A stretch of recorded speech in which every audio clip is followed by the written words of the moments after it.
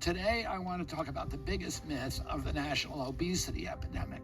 The biggest myth is that if you're obese or overweight, it's your fault. Today, 3/4 of American adults are obese or Today, I want to talk about the biggest myth of the national obesity epidemic.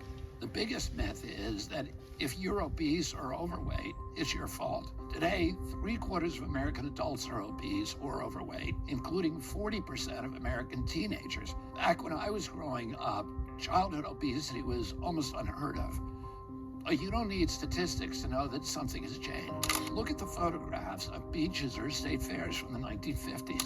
Something has changed, and it isn't human nature.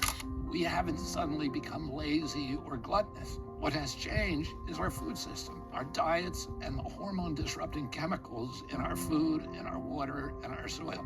We are being mass poisoned. Today, they tell you that you have obesity like it was some kind of contagious disease. They treat it as if your body malfunctioned, and they give you a shot to control it. Or they make it about your lack of self-control. Well, that's an insult to anyone who has tried and struggled to lose weight. So what are they ignoring when they make it all about you and your body and your willpower and your character? And the solution is always a shot or a pill that somebody is going to cash in on. What they're ignoring is a food supply that's loaded with high fructose corn syrup and seed oils and hundreds of artificial additives and flavors and processed carbohydrates that don't exist in nature and that are banned in other countries. They ignore a skewed system of subsidies that make these unnatural, ultra-processed foods cheap. They ignore chemical contamination from pesticides that is wreaking havoc on our body. Now, let me tell you what we're going to do about it.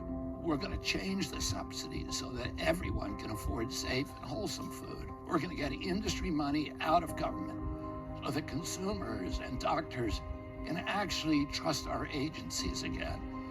We're going to make school lunches nutritious again. We're going to ban harmful chemicals from the food supply.